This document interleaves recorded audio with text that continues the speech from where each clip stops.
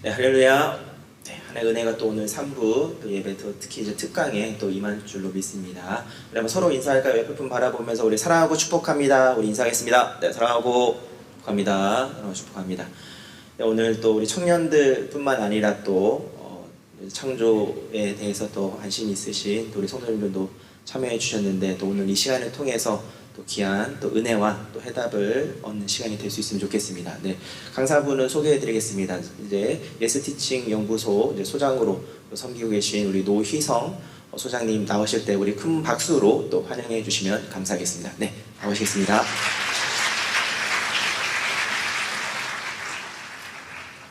할렐루야. 네, 우리 귀한 여명교회 성도님들 뵙게 돼서 너무나 감사합니다. 저는 소개해 주신 대로 예스티칭 연구소의 소장을 담당하고 있는 노희성이고요. 창조 신앙과 또 성경적 세계관을 교육하는 그런 사역을 감당하고 있습니다.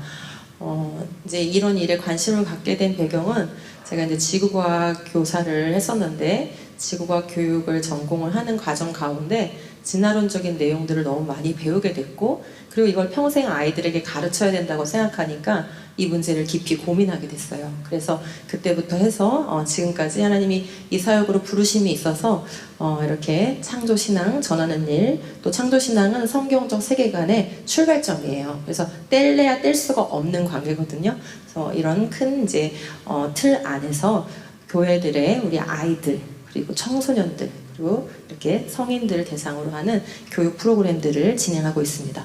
오늘은 창조보다는 세계관에 조금 더 포커스를 맞춰서 좀 전하도록 하겠는데요. 한번 제목 같이 한번 읽어보겠습니다. 시작!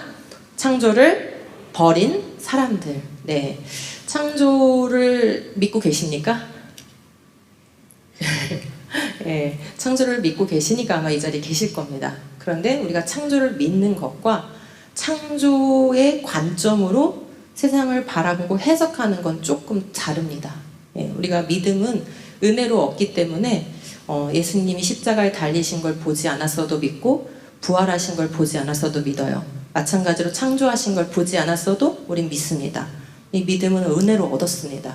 그런데 창조의 관점으로 세상을 바라보려면은 그건 해석 체계이기 때문에 사고 훈련이 필요합니다. 뭐에 기반해서? 성경에 기반해서. 그런데 여러분이 교육과정 지난 여러분의 인생에서 교육을 받은 모든 교육 경험을 토대로 해서 성경을 기반으로 한 해석 체계를 훈련받은 적이 있으십니까? 네.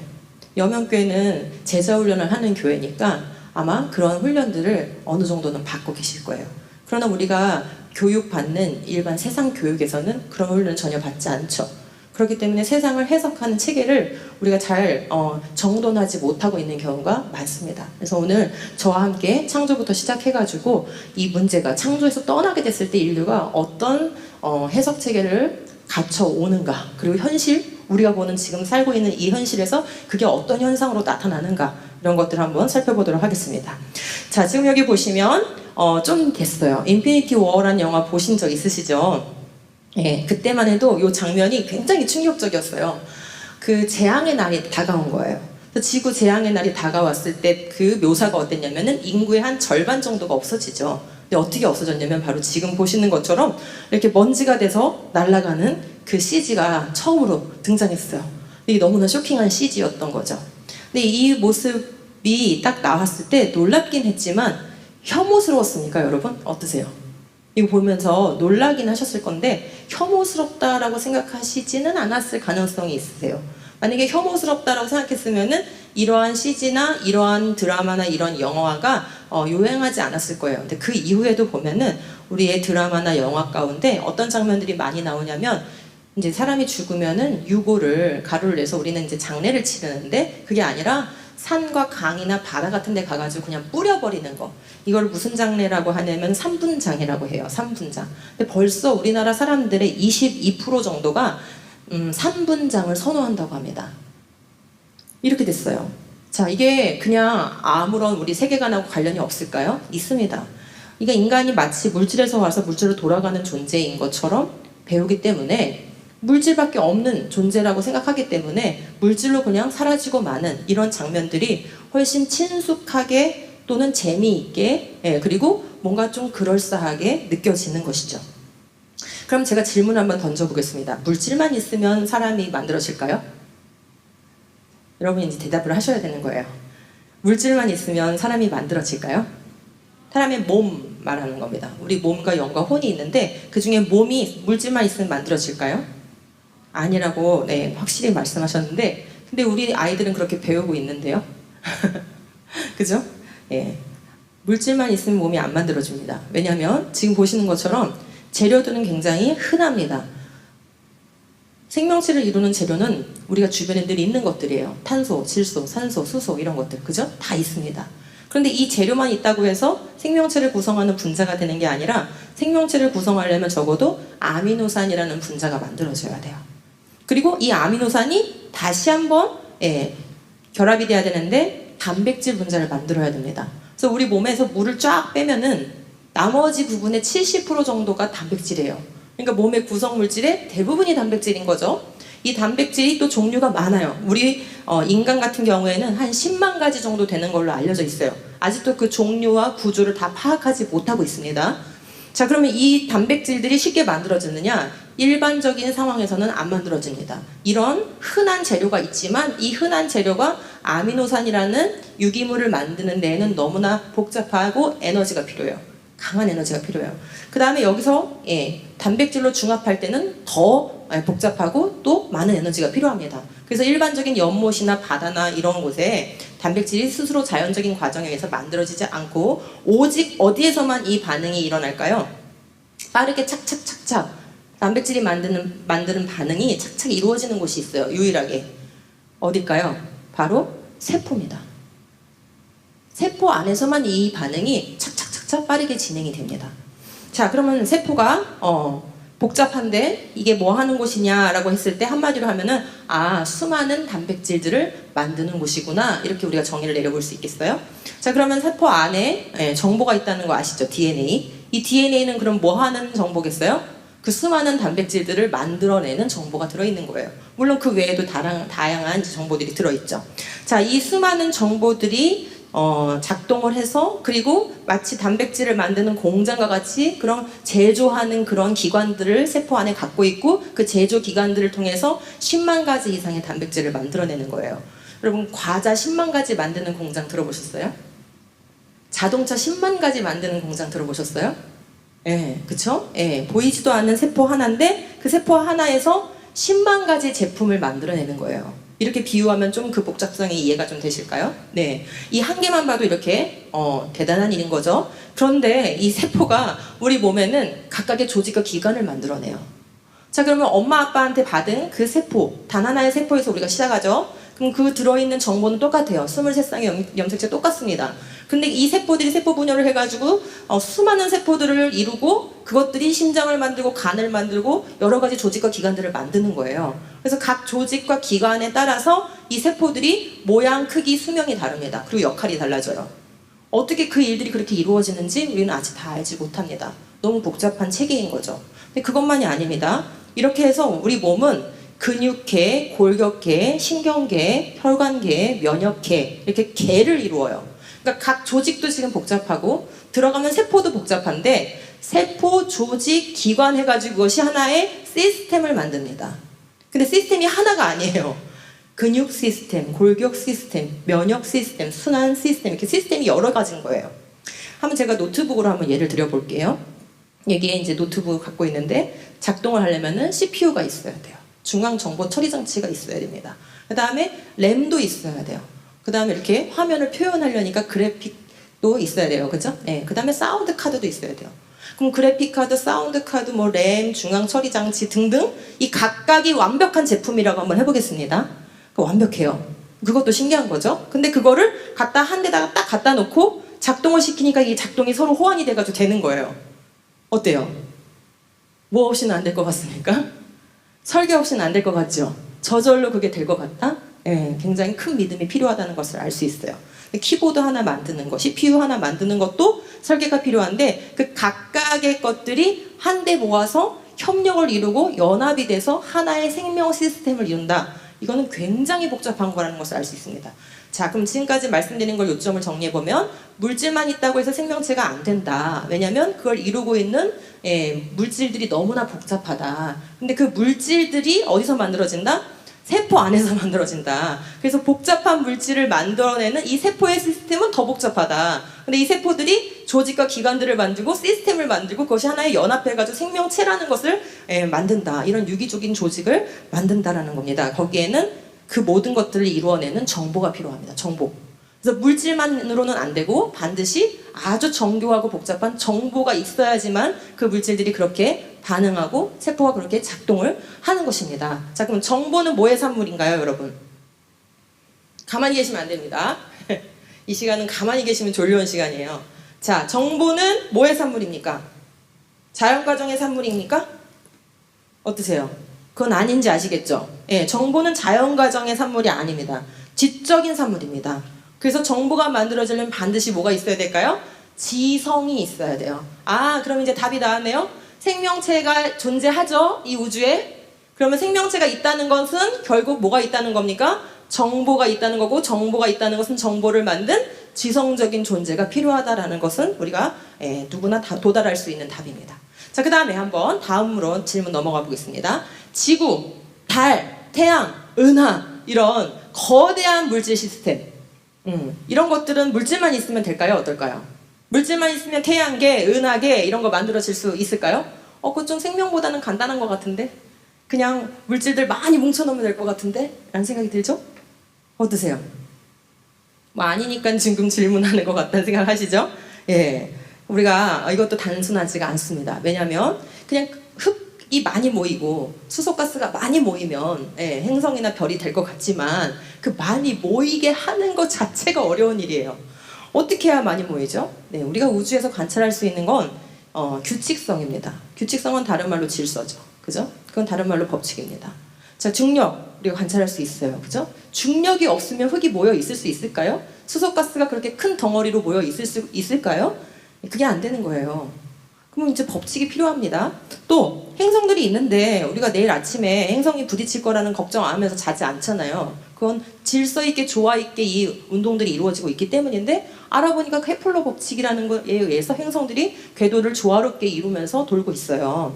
또 뭐 그 밖에도 많죠. 우주를 이루고 있는 우주의 것들이 질서 정연하게 이렇게 운행되고 있는 원리들은 많습니다. 자, 그러니까 무슨 얘기냐면 이 우주 만물의 이런 행성과 또 별들과 은하계 마치 그냥 물질 덩어리인 것처럼만 보이는 것들조차도 뭐가 있어야지만 이렇게 질서 정연하게 운행이 된다?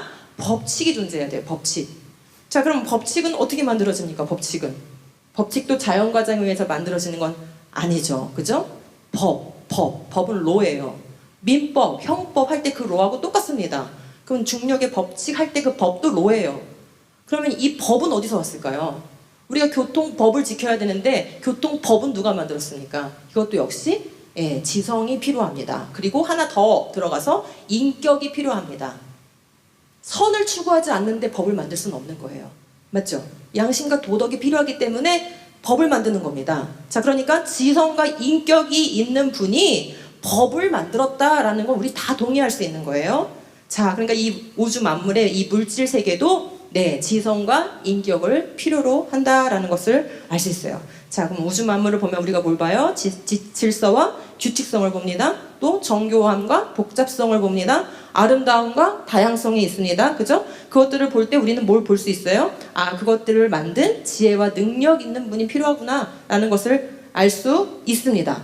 자, 그러면 여기까지는 하나님 안 믿는 사람도 정직하게 생각하면 도달할 수 있는 지식입니다. 맞죠? 제가 지금 성경 말씀 하나도 얘기하지 않고 여기까지 얘기했잖아요. 우리는 이런 걸 뭐라 하냐면 일반 계시라고 얘기합니다. 일반 계시. 자연 만물을 탐구해서 거기 안에 들어있는 원리들을 가지고 뭔가 그 탐구의 원리를 통해서 궁극적인 원리들을 이해할 수 있는 겁니다. 자, 그런데 문제는 별이, 꽃이, DNA가 나는 말이야 하나님이란 분이 만들었어 라고 알려줍니까? 어때요? 그건 안 알려주죠. 우리가 아무리 별빛을 탐구해도요, 아무리 DNA를 탐구하고 세포 속을 들여다봐도요, 그 복잡하고 정교한 것들이 나 너무 복잡하고 정교해, 그리고 지성이 필요해 라까지는 알려주지만 그분이 바로 하나님이야, 가시야 라고는 말해주지 않아요. 자, 그러니까 일반 계시를 아무리 탐구해도 이 우주 만물과 생명체를 하나님이 창조하셨다는 것은 알 수가 없습니다. 그럼 어떡하죠? 우주 만물을 다 탐구해도 알 수가 없는데? 그래서 우리한테 뭐가 필요한 걸까요? 일반 계시 외에 특별 계시라는 게 필요한 겁니다. 그 특별 계시를 우린 뭐라고 얘기합니까? 하나님께서 주신 말씀, 성경이 바로 특별 계신 거죠. 자, 그러니까 우주의 궁극적인 이런 문제들에 대해서 진리의 문제에 있어서 일반 계시를 통해서 자연을 탐구해서 알 수 있는 것도 일부분 있으나 정답은 알 수 없다는 거예요. 그리고 성경은 그 정답을 아주 구체적이고 명확하게 알려주지 모호하게. 누군가는 이 우주 만물을 보면서 알라가 창조했을지도 몰라라고 생각하고 있어요. 누군가는 이 우주 만물을 보면서 신천지를 믿는 사람들은 이만희가 창조했다고 생각할지도 몰라요. 그렇게 모호하게 알려주는 게 아니라 특별 계신 성경은 아주 정확하고 구체적으로 알려준다는 게 차이점입니다. 자, 하나님 말씀 한번 보겠습니다. 이사야 42장 5절에 보면 하나님께서 하늘을 창조하여 펴시고 땅을 만드시고 거기에 사는 온갖 것을 만드셨다. 땅 위에 사는 백성에게 생명을 주시고 땅 위에 걸어다니는 사람들에게 목숨을 주셨다. 주 하나님께서 이렇게 말씀하신다. 자, 지금 제가 한 절 읽었습니다. 이 성경의 이 수많은 말씀 중에 딱 한 절 읽었어요. 근데 제가 지금까지 말한 이 구구절절 길게 말한 그 얘기를 이 한 절로 다 끝내주죠. 하늘, 우주, 내가 만들었어. 땅은 성경에 나오는 땅은 다 the earth로 읽으시면 됩니다. 지구, 내가 만들었어. 그리고 거기에 사는 생명들이 있는데 그 생명에게 생명을 준 것도 나야. 근데 생명이 있고 또 목숨이 또 있네요. 왜 두 번 반복하죠? 앞에 생명은 육체의 생명을 얘기하는 겁니다. 생명체라면 다 갖고 있는 거, 네페시. 뒤에 목숨은 스피릿, 인간만 갖고 있는 영을 얘기하는 겁니다. 자, 지금 이거 빼고 이 우주 만물에 있는 거 한번 말해보세요. 없습니다. 여기에 다 포함됩니다. 그죠? 예. 이렇게 하나님의 말씀은 명확하고 구체적으로 모호하지 않게 우리에게 정확하게 진리를 전달해주고 있습니다. 자, 그런데 이제 문제가 있는 거죠. 뭐가 문제냐면 바로 위험한 생각이 시작이 됐다는 거예요. 위험한 생각이 뭘까요? 뭐가 위험한 생각일까요? 예. 뭐가 위험한 걸까요? 남을 죽이는 거? 남을 거 뺏는 거? 뭐가 위험한 생각일까요? 인류에게 들어온 위험한 생각은 바로 계시와 달라도 된다라는 거예요. 아까 특별 계시를 주셔야만 우리는 명확하게 답을 알 수 있다, 진리를 알 수 있다라고 말씀을 드렸습니다.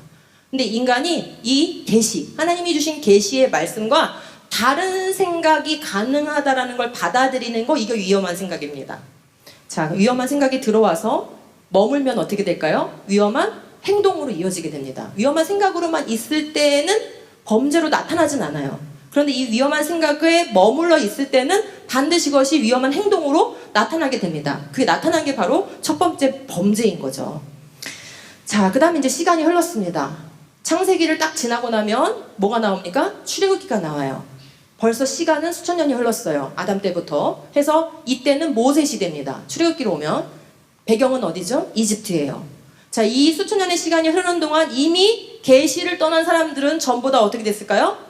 이미 다른 신을 찾고 있습니다. 자, 그럼 한번 정리해 보겠습니다. 위험한 생각이 계시를 떠나는 거다 말씀드렸는데, 계시를 떠나면 3종 세트가 따라옵니다. 뭐가 따라오냐면 첫 번째, 하나님의 법을 떠나게 됩니다. 이건 꼭 기억하셔야 돼요. 오늘 다 까먹으셔도 되고 이 세 가지는 꼭 기억하셔야 돼요. 하나님의 계시를 떠나면 그게 위험한 생각이죠. 그러면 3종 세트가 따라와요. 첫 번째, 하나님의 법을 떠나게 됩니다. 두 번째, 참된 기원을 잃어버리게 됩니다. 그러면 어떻게 될까요? 그 빈자리에 뭐가 채워질까요? 우상을 섬기게 됩니다. 한번 해보시겠습니까? 자, 계시를 떠나면 1번, 하나님의 법을 떠나게 된다. 2번, 참된 기원을 잃어버리게 된다. 3번, 우상을 섬기게 된다. 이게 하나하나가 있는 게 아니라 이 세 개가 세트입니다. 자, 그러니까 계시를 떠나서 벌써 수천 년의 시간이 흘렀어요. 믿음을 지키고 있는 히브리 민족이 있죠. 그렇지만 나머지 민족들은 다 이미 번성해서 자신들의 신을 섬기고 있습니다. 그래서 이제 그 땅에서 히브리 민족을 꺼내려고 하시는데 10가지 재앙을 베푸시죠. 이 10가지 재앙에 재밌는 장면이 나옵니다.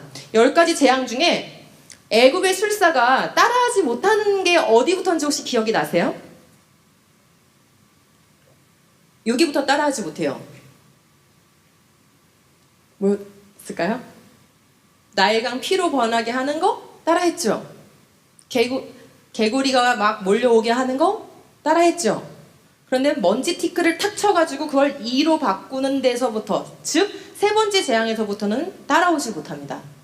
행하지 못해요. 그때 애굽 술사가 이런 말을 합니다. 온 이집트 땅의 먼지가 모두 2로 변하였다. 마술사들이 바로에게 그것은 뭐가 아니고서는 신의 권능이 아니고서는 할 수 없는 일이라고 고백하는 거예요. 아, 그러니까 하나님이 무생물, 먼지 티끌을 이는 생물이죠. 생물로 바꾸게 하는 그 일은 애굽의 술사들에게도 허락하지 않습니다. 그리고 한번 머릿속에서 잘 생각해 보세요. 이 자연 과정과 인위적인 과정을 다 통틀어서 하나님을 개입하지 않고 인위적인 과정이든 자연 과정이든 역사 속에서 성경 속에서 무생물이 생물로 바뀐 사례가 있었는지 한번 생각을 해보세요. 한번 들어보세요. 예를. 단 한 건도 없습니다. 지금도 이 시대에도 그것이 일어나고 있지 않습니다. 아까 말씀드린 것처럼 생물은 고사하고 이 무기물인 물질을 유기물인 아미노산이나 단백질로 자연 과정으로 바꿔내지 못하고 있습니다. 세포는 고사하고요. 그러니까 하나님은 무생물에서 생물로 바꾸는 일을 자연 과정에게 맡기신 적이 없고, 그런 것을 허락하신 적도 없습니다. 자, 그러니까 우리는 생명에 대해서 명확하게 정리가 돼 있어야 돼요. 생명체. 성경에는 생명체를 네페시라고 얘기를 합니다. 육체적 생명을 말하는 거예요. 리빙 소울이라고도 얘기를 합니다. 이 생명체는 성경은 단 한 가지만 가르쳐요. 다른 가능성은 전혀 두지 않습니다. 뭐만 가르치냐면 하나님께서 생명을 직접 부여하신다라고만 가르칩니다. 자, 그런데 진화론은 뭘 가르치는 거죠? 생명체가 우연히 저절로 무작위적인 화학 반응에 의해서 생겨났다, 발생한다 라고 가르치죠. 여기는 생명체의 발생을 가르칩니다. 여기는 생명은 생명이신 하나님께서 부여하셔야만 된다라고 가르칩니다. 섞일 수 있습니까? 없습니까? 절대 섞일 수 없습니다. 이 두 가지를 같이 가져갈 수 있는 방법이 없는 거예요. 그러니까 여러분은 결단을 내리셔야 돼요.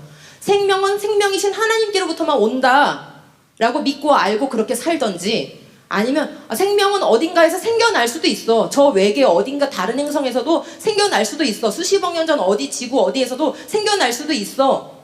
라는 그 가능성을 두고 살든지 결단을 내리셔야 돼요. 두 개가 같이 가는 건 안 됩니다. 마음속에 결단 내리셨어요? 네. 자, 그러면 조금 더 와보겠습니다. 아까 BC 1500년경이었죠. 모세시대. 한 1000년 정도가 더 흐르면은 BC 한 6세기 정도가 됩니다. BC 6세기가 되면 어디를 주목할 거냐면은 고대 그리스를 주목할 거예요. 여기 먹고 살만해졌습니다. 고대 그리스의 한 BC 7세기, 6세기, 5세기경이 되면은 그리스의 그 섬 국가들을 그리스가 점령을 해가지고 식민지로 삼습니다. 그러니까 우리가 지금도 지중해 음식 하면 이제 막 느껴지잖아요. 열매가 막 풍부하고, 그죠? 그러니까 자연환경이 좋고 농업 생산이 잘 되고 하기 때문에 식민 국가를 삼았기 때문에 무역도 활발했고 노예를 통해서 인력도 확보가 많이 됐습니다. 그러니까 이 고대 그리스의 남자들은 할 일이 없었어요. 상업이 발달돼 있고 물자는 풍부하고 힘든 일은 다 노예가 해주는 거예요. 그래서 이 고대 그리스의 남자들은 뭐 했을까요? 하얀 천 두르고 아고라 광장에 가가지고 떠드는 일을 하는 거예요. 그게 바로 이제 철학과 또 여러 가지 이제 원리들을 만들어내는 그런 과정이 됩니다. 자, 그때 어떤 철학자들이 제일 먼저 등장했냐면 자연 철학자들이 먼저 등장해요. 이 사람들이 뭐에 대해서 질문을 던지기 시작했냐면 이 우주는 어디서 왔을까? 이 물질 세계는 어디서 왔을까? 생명은 어디서 왔을까? 이것부터 질문 던져요. 그러니까 철학의 시작은 결국은 이 우주 만물과 인간이 어디서 왔을까? 이라는 이 궁극적인 질문에서 시작을 한 거예요. 그리고 그들이 대답을 하기 시작하죠. 탈레스, 어디서 왔다고 얘기합니까? 물에서 왔어. 모든 만물은 물에서 온 거야. 그죠? 또 어떤 사람은 공기에서 온 거야. 이렇게 얘기해요. 어떤 사람은 불에서 온 거야. 아니야, 물, 불, 공기, 흙에서 온 거야. 사원소설. 막 이렇게 얘기를 하는 거예요. 그런 시간이 한 200년 정도의 시간이 흘러갑니다.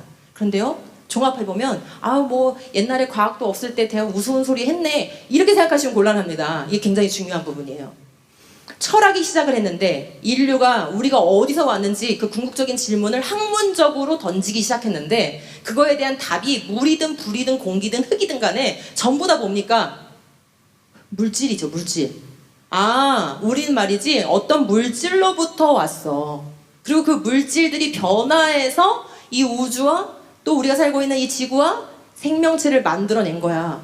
아이디어가 뭐랑 똑같아요? 진화라는 거 똑같습니다. 그러니까 BC 6세기니까 벌써 지금부터 한 2500년 이상 된 거예요. 근데 그때도 이미 하나님을 떠난, 계시를 떠난 사람들은 하나님의 법을 떠나 있고 참된 기원을 알지 못하고 있기 때문에, 그리고 자신을 숭배하고 있기 때문에 자신들의 기원에 대해서 성경이 가르쳐주는 답을 모릅니다. 그리고 어딘가 물질로부터 물질의 변화를 통해서 왔을 거라는 그런 답을 내립니다. 그런 것들을 생각을 한 그 위에 우리가 그렇게 알고 있는 유명한 소크라테스, 플라톤, 아리스토텔레스와 같은 철학자들이 그 다음에 등장하게 된 거예요. 자, 거기서 이제 끝났으면 좋은데, 이 인간 중심 고전 철학이 여기서 끝났으면 좋은데 안타깝게도 이것이 유럽으로 건너오게 됩니다. 언제요? 시간이 한참 지나서 12세기, 13세기 때 건너오게 됩니다. 거의 2000년이 지난 거예요. 왜 건너왔을까요? 교회가 너무 타락했어요. 이때 교회는 구교를 말하는 겁니다. 12, 13세기 종교개혁 전. 교회가 너무 타락했어요. 교회의 교자도 듣기 싫고요. 교황의 교자도 듣기 싫어요. 기업자도 듣기 싫은 그 정도로 교회가 너무나 타락한 거예요. 그리고 진리는 오직 하나님의 말씀 가운데 있는데 이것이 잘 가르쳐지지가 않으니까 사람들은 너무나 허기져 있었어요. 특히 지성인들은 너무나 허기져 있었어요. 권위에 의존해서, 교회라는 권위, 하나님이라는 권위에 의존해서 뭘 믿는 것 자체가 너무나 지겹고 너무나 신물나는 일이었어요. 제발 교회를 떠나고 싶었어요. 제발 교회에서 벗어나고 싶었어요. 왜? 거기는 부패의 온상이니까. 그 배고픈 지성인들이 찾았던 게 바로 이 그리스에서 넘어온 철학책들이었어요. 그리고 소크라테스를 읽는 거예요. 아리스토텔레스를 읽는 거예요. 플라톤을 읽는 거예요. 너무나 그럴싸한 이야기들이 구구절절 맞는 말들이 써 있는 거예요. 그렇게 해서 지성사회가 이 그리스 철학에 사로잡히게 됩니다. 그렇게 하면서 대학이 만들어지고 상업이 발달하고 하면서 이러한 인문주의 이런 사상이 르네상스를 꽃피우게 돼요. 자, 그 르네상스의 기반에서 바로 계몽주의 사상이 시작이 되는 거예요. 자, 그럼 왜 이게 계몽주의로 가느냐? 자, 보세요. 그리스 철학의 시작을 보면 물질의 변화로부터 이 모든 우주 만물이 생기고 생명체가 생겼다라고 생각하는 거죠. 거기에 기반을 둔 거죠. 즉 유물론적인 사상에 기반을 두게 된 거예요. 그럼 우리의 기원을 유물론적인 사상에 기반을 두면 우주 만물을 다 들여다보세요. 생각할 수 있는 존재가 누구밖에 없나? 인간밖에 없죠. 그러므로 여기다 가치를 매기고, 아, 이거는 얼마야? 가치를 매기고, 아, 이거는 좋은 거야. 이건 나쁜 거야. 이렇게 가치를 내리고 평가를 할 수 있는 존재는 유일하게 인간밖에 없어요. 모든 게 물질에서 왔다면. 그러니까 이 우주에서 중심은 누군가요? 인간이 되는 거예요. 그래서 인간 중심 철학이 나오는 거고, 그게 바로 인본주의 철학인 거예요. 그리고 그 모든 것에 대해서 판단할 수 있는 자는 이성을 가진 인간밖에 없죠. 그러므로 내 이성이 진리의 기준이 되는 겁니다. 그렇게 해서 계몽주의가 그리스 철학을 받아들인 그 풍토 속에서 이성이 진리의 기준이 돼야 돼. 이성으로만 진리를 탐구해야 돼. 우리는 이 세계에 대해서 참된 것을 알아낼 때 오직 우리의 이성을 기준으로 해야 돼. 라는 그런 사상이 전 유럽 사회를 휩쓸게 되는 거고요. 그 위에서 바로 자연주의라는 사상이 다시 꽃피웁니다. 이 자연주의는 보이는 물질, 이 물질만 가지고 모든 것을 설명하자라는 거예요. 보이지 않는 것, 경험되지 않는 것, 감각되지 않는 것은 우리 따지지 말자. 모르니까. 아니, 이성이 접근할 수 없잖아. 보이지 않는데 어떻게 이성이 접근해?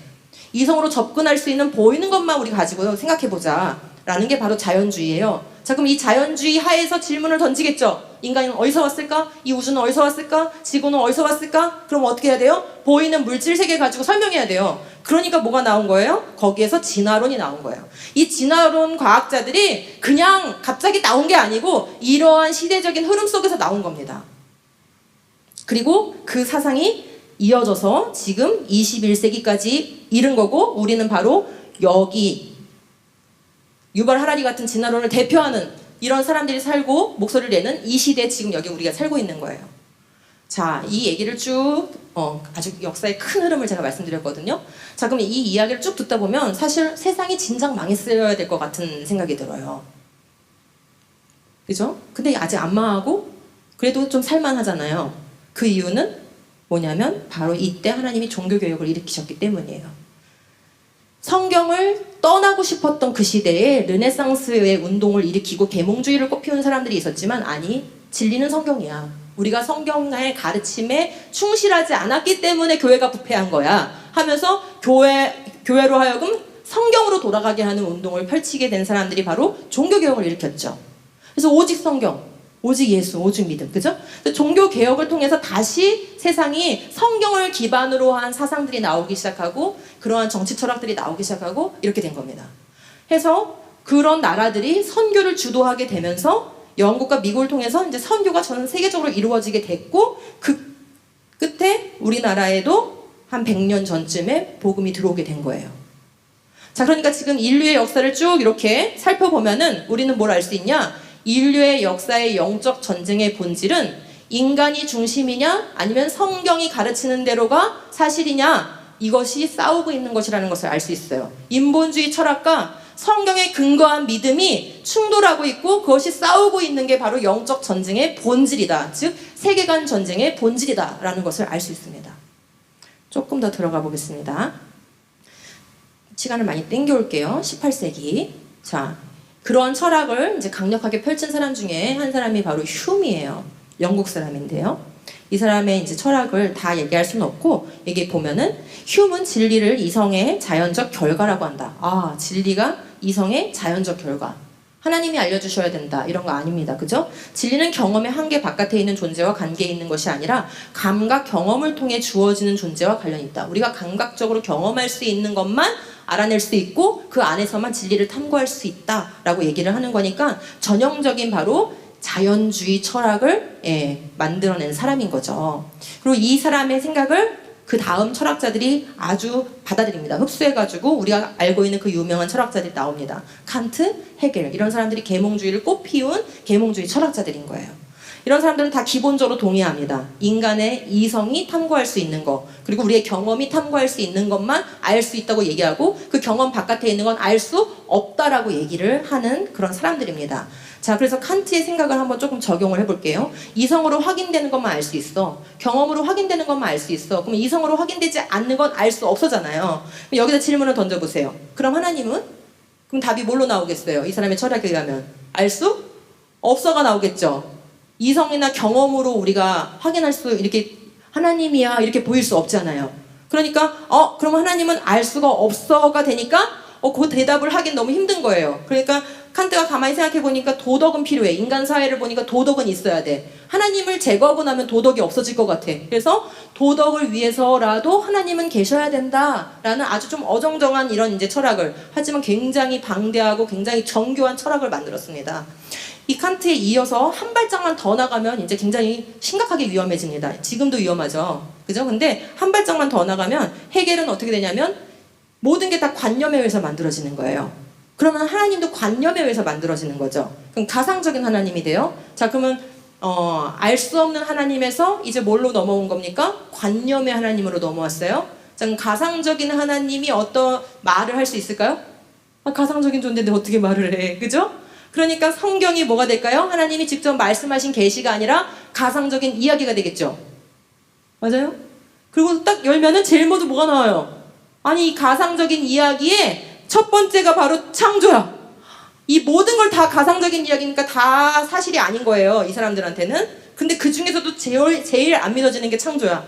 아니, 어떻게 이 우주 만물을 6일 동안 만들었다는 거야? 그럼 창조도 진짜가 아니겠네. 그러면 이 우주 만물은 어디서 왔을까? 어떻게 왔을까? 라는 질문이 던져지겠죠.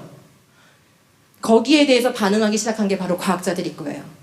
그러니까 진화론이 증명돼서 진화론이 나온 게 아니고 이러한 인본주의 철학의 백그라운드 속에서 과학자들이 반응하게 된 거예요. 아, 그래? 그러면 성경이 알려주는 대로 우리가 생긴 게 아니라면 우리는 어디서 왔을까? 라마르크는 프랑스 사람인데 처음으로 이런 말을 합니다. 인간은 아마 원숭이 같은 동물에서 왔을 거야. 비슷하거든. 이렇게 얘기합니다. 그러면서 그 사람이 말한 게 바로 용불용설이에요. 어떤 신체 기관을 사용해가지고 변화가 생기면 그게 다음 세대에 물려진다라고 하는 이론을 만드는데 물론 이 이론은 틀렸다는 거 우리가 알죠. 우리 아이들도 틀렸다고 배웁니다. 근데 문제는 그게 아니에요. 이 시대 라마르크가 활동했던 바로 이 시대, 19세기로 넘어가는 그 시대에는 이게 틀린 줄 몰랐어요. 한참 후에 알게 된 거예요. 그러니까 그 당시 사람들한테는 어느 정도의 설득력을 갖게 된 겁니다. 자, 지금 프랑스, 그 다음에 한 50년 후에 영국, 다윈이 종의 기원이라는 책을 씁니다. 종의 기원 책을 쓸 때 여러 가지 예시를 들었는데 그 중에 가장 강력했던 게 바로 핀칫의 예시죠. 지금도 교과서에서 배우고 있습니다. 이 사람이 주장한 게 뭡니까? 갈라파고스 섬에 갔더니 섬들마다 핀칫의 부리 모양이 다르대요. 그래서 이 사람이 내린 결론이 뭐냐면 섬들마다 환경과 먹이가 다르니까 이 환경과 먹이에 따라서 부리의 모양이 바뀌었다. 즉 진화된다. 라고 결론을 내렸습니다. 그럼 여러분 진짜 그런가요? 섬마다 핀칫의 부리 모양이 다른 게 진화의 증거일까요? 지금도 우리 아이들은 그렇게 교과서에서 배웁니다. 근데 여러분 지금 한 저하고 1분만 생각해 볼게요. 정말 쉬운 겁니다. 이 답은. 여러분 딱딱한 열매가 많은 섬이에요. 여기는 선인장이 많은 섬이에요. 부리가 뾰족한 핀칫에는 어디서 살기가 좋을까요? 선인장 즙을 빨아먹기가 좋을까요? 딱딱한 열매를 쪼아먹기가 좋을까요? 부리가 뾰족한 핀칫에는 선인장 즙 빨아먹는 게 좋겠죠? 자, 그러니까 얘는 이 섬에 놀러 가면 어때요? 여기가 내가 살만한 곳이네 하고 여기서 결혼하고 새끼 낳고 번식하겠죠. 그런데 뭉툭한 핀칫에는 어떻겠습니까? 선인장 즙 빨아먹는 거 힘들어요. 얘는 딱딱한 열매를 쪼아 먹어야 돼요. 자, 그래서 여기서 살다 보니까 좋아요. 그러니까 또 결혼하고 새끼 낳고 번식했어요. 그럼 시간이 흐르고 나면 어떻게 보입니까? 우리 눈에? 여기는 뭐만 있는 것처럼, 뭉툭한 핀치 부리만 살고 있는 것처럼, 여기는 뾰족한 핀치 부리만 살고 있는 것처럼 그렇게 보이는 거예요. 자, 이걸 우리는 자연 선택이라고 부릅니다. 자, 자연 선택이 일어나는 건 맞는 거예요. 자연 선택은 일어나요. 그런데 자연 선택이 바꾼 게 뭐예요? 식물의 종류를 바꿨나요? 아니요. 분포도를 바꾼 거예요. 자, 그러면 예를 들어서 선인장을 말라 죽이는 전염병이 생겼다고 한번 가정을 해보죠. 그러면 이 뾰족한 부리를 가지고 있던 핀치 어떻게 될까요? 먹이가 없어졌어요. 그럼 어떻게 할까요? 그냥 죽어버릴까요? 어떻게 할까요? 다른 섬으로 이주를 하겠죠? 그럼 이주를 했는데 거기도 선인장이 말라 죽는 전염병이 돌았어요. 자, 이런 일이 몇 번만 반복되면 어떻게 될까요? 이 핀치들은 숫자가 줄어들겠죠. 그럼 결과적으로 나중에 보면은 이 일이 지속됐다면 어떤 일이 벌어지겠습니까? 이 종류는 멸종하겠죠. 새로운 종류가 생기는 게 아니라 환경에 맞지 않는 상황이 되면 어떻게 돼요? 멸종이 일어납니다. 자, 그러면 뾰족한 부리의 핀치와 뭉툭한 부리의 핀치는 각각 왜 다른 모양의 핀치 부리를 가지고 있었을까요? 저는 왜 이런 얼굴로 생겼을까요? 여러분은 왜 그런 얼굴로 생기셨을까요? 누구는 눈이 크고 누구는 눈이 작고 누구는 코가 높고 누구는 코가 낮고 어떤 핀치는 뾰족하고 어떤 핀치는 뭉툭하고 왜 그런 거죠? 부모로부터 그 유전자를 받았기 때문이죠. 그죠? 우리 이걸 다 알고 있습니다. 자, 그러니까 부모로부터 그 DNA를 받았기 때문에 다양한 핀치 부리를 가지고 있었던 거고 환경과 먹이에 따라서 뭐만 달라진다? 분포도만 달라지고 그런데 환경이 열악해지면 멸종이 일어날 뿐이지 새로운 종류가 생기는 게 아닙니다. 즉 진화는 일어나지 않습니다. 그런데 이걸 다윈은 환경과 먹이가 부리의 모양을 바꿨다. 즉 DNA를 바꾼 줄 알았어요. 왜냐하면 다윈 시대에는 DNA나 유전 법칙을 알지 못했기 때문이에요. 자, 그래서 사실은 그가 주장한 내용은 진화론을 지지하는 내용이 아닌데도 불구하고 이때부터 교과서에 들어갑니다. 진화론이. 그래서 단 하나의 세포로부터 수백만 종의 생물이 나왔다는 이 진화론이 지금까지 150년에 걸쳐서 배우고 있는 거예요. 영국에서 이런 일이 벌어질 때 독일도 같은 사람이 있었어요. 자, 지금 프랑스, 영국, 독일, 전 유럽이 진화론에 각광하고 있는 거예요. 자, 독일에서는 헤켈이라는 사람이 진화론을 지지하는 논문을 발표합니다. 그게 뭐냐면 배반복설이에요. 척추동물이 물고기, 도롱뇽, 거북이, 닭, 토끼, 사람 다 척추동물이죠. 이 척추동물이 하나의 조상으로부터 진화돼서 나왔기 때문에 모두 다 엄마 뱃속에서 배 발생 과정이 동일한 모양을 반복한다라는 설을 만들고 논문을 발표했어요. 근데 너무나 그럴싸한 거예요. 그래서 그 시대에 진화론을 믿게 하는데 이 자료가 굉장히 많이 사용됐고 교과서에 무려 100년 동안 가르쳤습니다. 이 내용을. 그런데 그 100년 동안 한 번도 실제를 사진을 찍어보지 않았어요. 근데 1997년 100년이 지나서 영국의 한 과학자가 사진을 찍었습니다. 어떻습니까, 여러분? 모양이 같아요, 달라요? 완전히 다르죠? 그죠? 이게 조작된 논문이라는 것을 알게 됐어요. 근데 사실 해켈은 죽을 때 자기가 이미 조작한 논문이라고 말했어요. 그럼에도 불구하고 진화론계는 진화론을 증거하는 증거물들이 별로 없기 때문에 이런 거짓된 증거들도 계속해서 교과서에 넣어가지고 수십 년, 심지어 100년을 가르쳐왔고 우리나라 교과서에서는 아직도 빠지지 않았습니다. 아직도 이거 가르치고 있습니다. 이렇게 진화의 증거들이 거짓으로 판명이 되는 데는 50년, 100년 막 이렇게 걸리는 거예요. 근데 그 사이에 이미 교과서에 넣어가지고 다 가르쳐서 진화론이 보편적인 상식이 되어버린 거죠. 이제는 바꾸기가 너무나 어려운 거예요. 왜요? 진화론 학계도 커졌잖아요. 진화론 교과서 시장도 커졌잖아요. 그죠? 이 정부에 있는 사람들도 이거 바꾸는 거 힘들어해요. 그럼 우리는 어떻게 해야 될까요? 참 문제입니다. 그죠? 자, 그 시절에 그러면 진화론 주장하는 사람들만 있었나? 그렇진 않습니다. 그 시절에도 믿음을 지키고 하나님의 말씀을 잘 믿는 사람들이 있었습니다. 바로 파스테르라는 과학자인데 이 과학자뿐만 아니라 여러 과학자들이 있었는데 대표적으로 파스테르를 말씀드립니다. 정말 생명체가 저절로 생기는가? 이 사람이 실험을 했어요. 왜냐면 이 문제를 200년 동안이나 싸웠습니다. 그래서 프랑스 아카데미가 그 시절에 가장 권위가 있었기 때문에 요번에는 우리가 이 문제를 좀 종지부를 찍어보자 해가지고 대상을 겁니다. 요번에 설득력 있는 실험을 제시하는 과학자에게 대상을 수여하겠다라고 큰 상을 겁니다. 그래서 여기에 많은 과학자들이 시도를 했는데 그 중에서 한 명이 파스테르가 내가 해보겠다 하고 손을 듭니다. 그리고 이 파스테르는 당시에 최첨단 과학을 하고 있었어요. 왜냐면 현미경이 막 발달하는 시대였는데 이 현미경을 이용해서 미생물을 관찰하고 또 백신을 만드는 그런 과학을 했던 미생물학의 아버지죠. 그래서 최첨단 과학을 하고 있는 파스테르가 이제 실험을 고안을 했습니다. 아마 제 생각엔 기도를 많이 했을 것 같아요. 자, 그리고 그 유명한 백조목 플라스크 실험을 합니다. 이 잡아 늘린 길게 곡선으로 늘린 이 플라스크로는 바깥으로부터 공기는 들어갑니다. 근데 공기 속에 떠있는 미생물들은 들어가지 못해요. 지금 우리 눈에 안 보이지만 여기 박테리아들이 많이 있죠. 그리고 숨 쉴 때마다 들어갑니다. 근데 요렇게 고안한 플라스크 안으로는 공기는 들어가는데 세균은 들어가지 못해요. 자, 그러니까 오랫동안 고깃국물을 끓여가지고 오랫동안 방치했는데 어떻게 됐을까요? 요즘 날씨에 우리가 고깃국 끓여가지고 하루 저녁 내내 냉장고에 안 넣으면은 아침에 어떻게 됩니까? 예, 상해가지고 이렇게 뿌해지죠. 뚜껑 열기가 싫습니다. 그죠? 예. 그런데 이게 오랫동안 방치해도 고깃국물을 끓였는데 맑아요. 언제까지 맑았을까요? 세균이 번식했을까봐 걱정되시죠? 그때 실험 당시에만 맑았던 게 아니라 지금까지 파스테르 박물관에 그대로 보관되어 있습니다. 아직까지도 맑습니다. 세균이 들어가지 않는 한 번식하지 않아요. 왜냐면 생명은 여기서 저절로 만들어지는 게 아니기 때문이에요. 자, 그래서 하나의 플라스크를 깼습니다. 그럼 이제 막 들어가죠? 그럼 어떻게 됐을까요? 일주일 후에 현미경으로 관찰했더니 세균이 버글버글한 거예요. 뭘 알아냈어요? 생명은 오직 어디서만 나온다? 생명은 오직 생명체로부터만 나온다. 즉 발생되는 게 아니라 뭐만 할 수 있다? 번식만 할 수 있다. 고등어는 고등어 알로만 번식할 수 있어요. 상어는 상어 알로만 번식할 수 있어요. 기린은 기린 엄마 아빠가 있어야 번식할 수 있어요. 이거 모르는 유치원생이 어디 있습니까? 이렇게 아주 누구나 알 수 있는 상식적인 내용입니다. 인류 역사상 한 번도 그것을 반대하는 예외적인 그런 일은 일어난 적이 없습니다. 실험으로도 확증이 되었습니다. 그런데도 우리는 왜 계속해서 진화론 배우고 있는 걸까요? 세계관 문제인 거예요. 세계관 문제.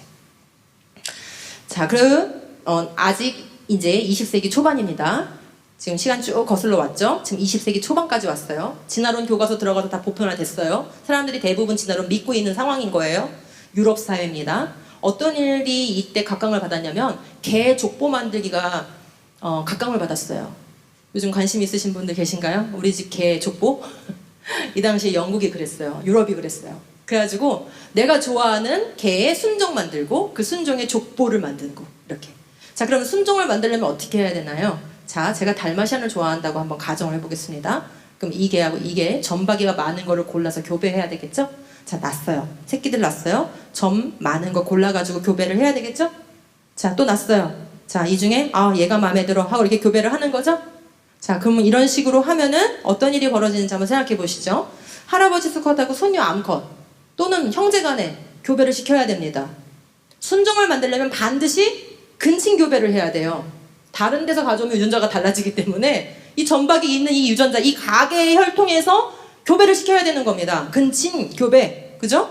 자, 그렇게 했는데도 불구하고 우리 유전 정보의 다양성 때문에 아주 오랫동안 반복하지 않는 한 아직도 다양한 유전자가 남아있어서 이렇게 나올 수 있어요. 그러면 어떻게 하겠다는 거예요, 이 사람들은? 요거는 제거해 주겠다는 거죠. 왜요? 왜 이런 일들을 아무런 거리낌 없이 할 수 있었는가? 진화론에 대한 믿음 때문이에요. 자연이 선택하면 생물들이 더 발전하더라.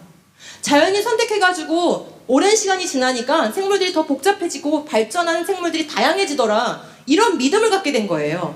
그러니까 인공적으로 선택을 해도 더 다양해지고 더 건강해지고 더 좋아지는 생물이 나온다고 착각을 한 거죠. 근데 실상은 어떻게 될까요? 자연이 선택한 것 외에는 도태되는 것을 너무나 정당화했기 때문에 자기 마음에 들지 않는 것 제거하는 것도 정당화되는 거죠. 또한 더불어서 할아버지가 돌연변이가 가지고 있을 수 있어요. 모두가 돌연변이 갖고 있습니다. 그러면 그 가게에서 나온 이 손녀 암컷에게도 동일한 돌연변이가 있을 수 있겠죠.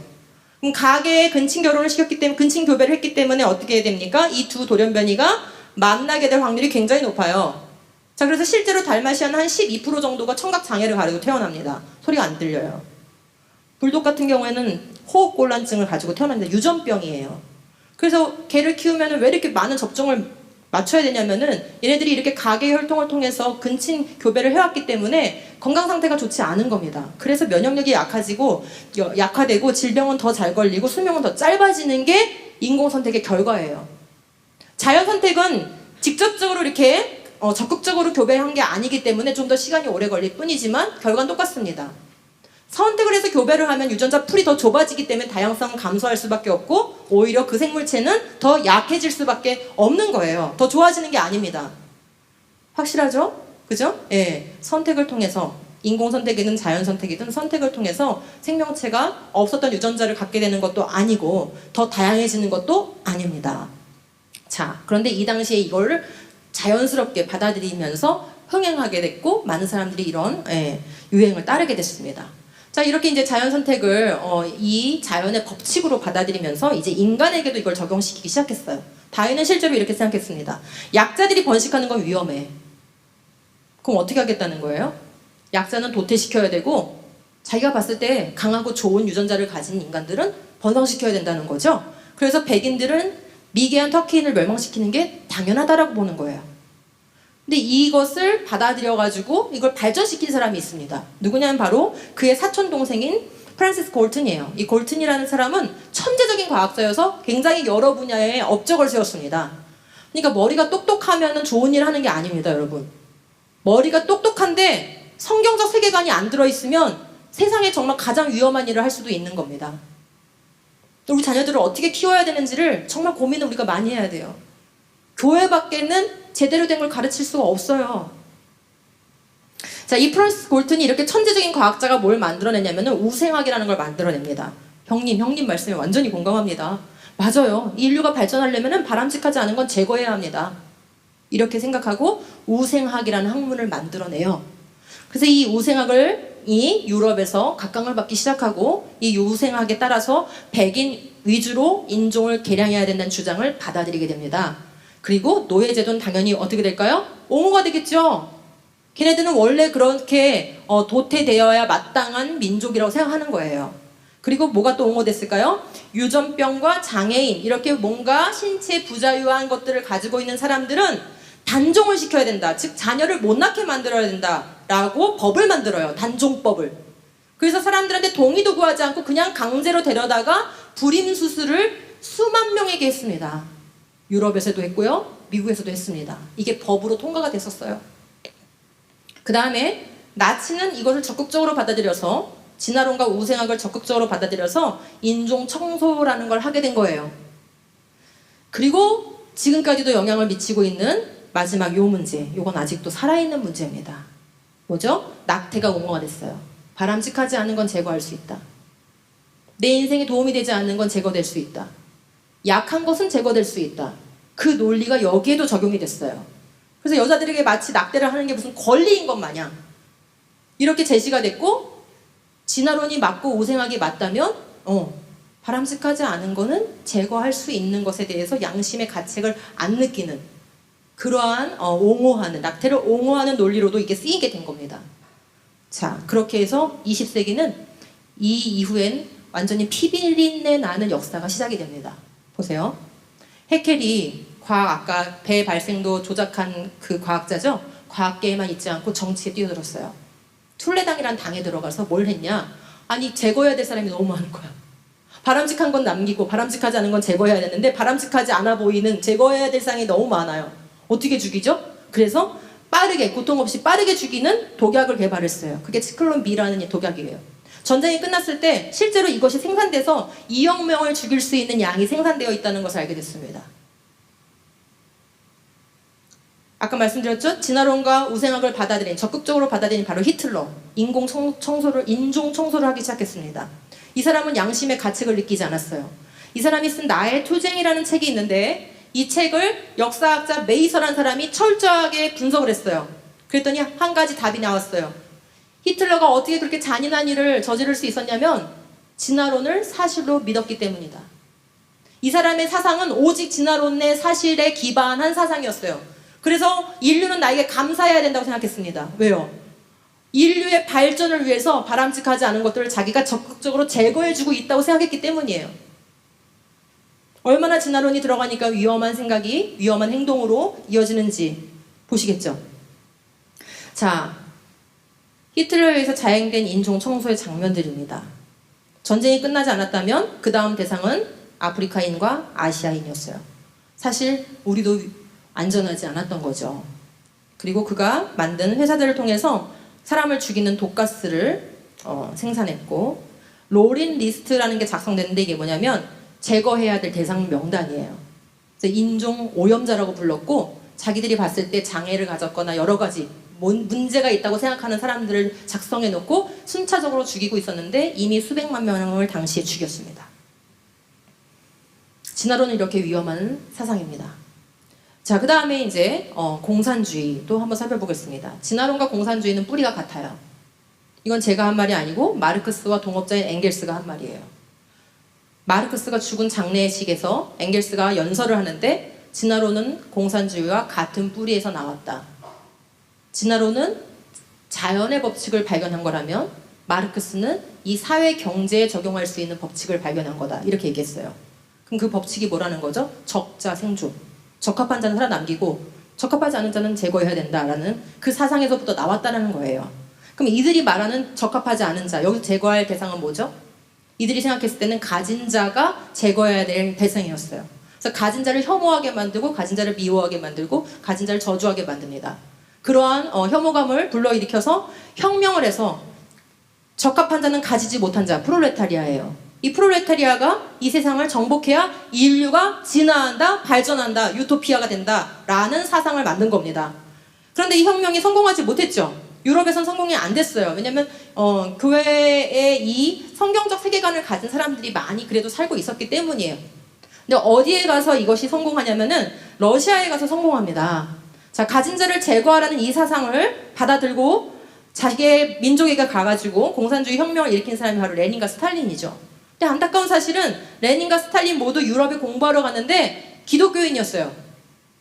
심지어 스탈린은 유학을 갔는데 신학교로 갔어요. 목회자가 되기 위해서 간 사람이에요.